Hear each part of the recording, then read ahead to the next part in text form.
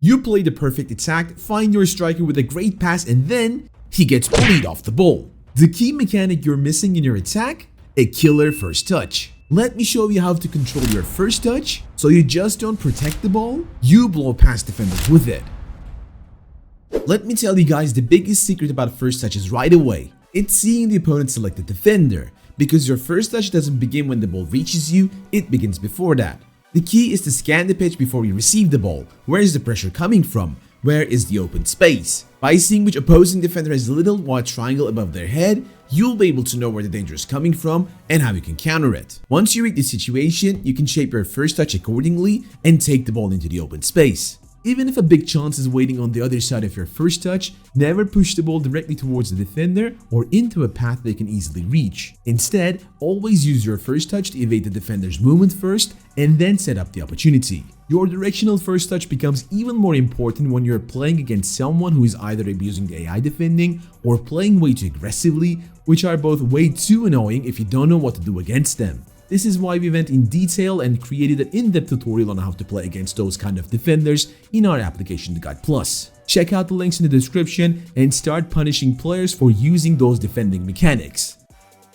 Now onto this exciting clip from the intro where we perform a sprinting first touch with R2 RT to dynamically push the ball into the open space and breeze past the defender. But wait, we're doing the same thing here with the sprinting first touch and we lose the ball, so what's up with that? See, sprinting is a double-edged sword when it comes to the first touches. One of the biggest mistakes players make is always holding R2 RT as the ball is coming in. It might feel like you're preparing to explode forward, but keep in mind that this leads to a heavy uncontrolled touch as well. Especially in the midfield area where space is crowded and you don't have much room to work with, a normal first touch without sprinting is much better to keep the ball close and stay in control, not giving your opponent a chance to tackle the ball away easily. However, if there is only one defender between you and a big space forward, then a sprinting first touch is actually one of the most effective mechanics in the game to punish these aggressive tackle spammers that always pressure you from behind, and it will turn your attacks to this. Let's do a short test to see if you got this down for your next games. Here is example 1. Should we go for the sprinting first touch right here?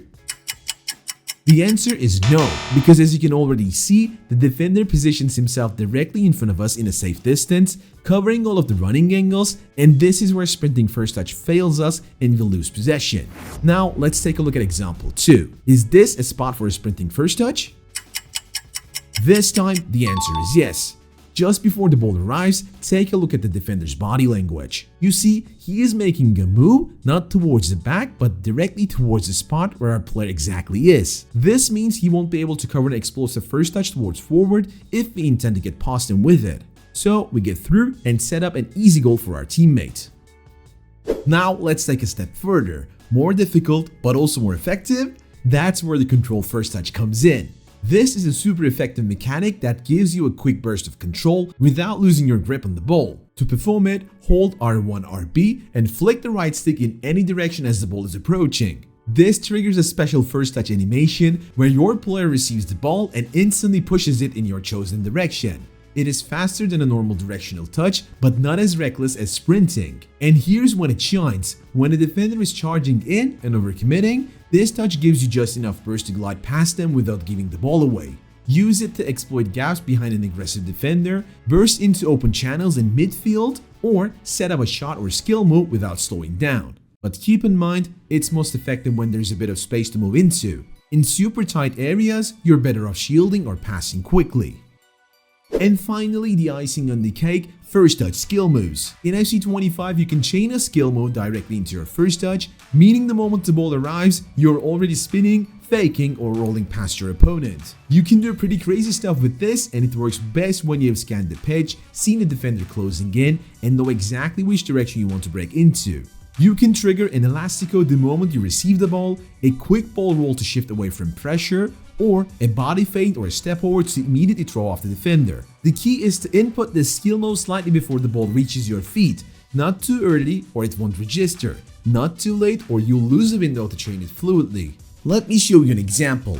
As I'm on the counter, my opponent is trying to cover two players with a single defender. Right after passing, I see that he doesn't switch to the other defender, who might be better to defend the upper side, so that gives me the idea that he will push the selected defender up there. That is why I execute a one-touch skill mode towards his initial direction while the ball is traveling where he's coming from, and it gets out of the picture easily, leaving a huge space for me to create the goal scoring chance. And once you control that first moment, it often puts you in the perfect position to deliver the final blow, whether that's a pass, a shot, or winning an aerial duel inside the box. So if you want to make sure all those perfect passes and crosses actually turn into goals, check out our recent tutorial on winning every header in FC 25 that appears on your screen right now. Hope you guys enjoyed this one. Until next time, take care and peace.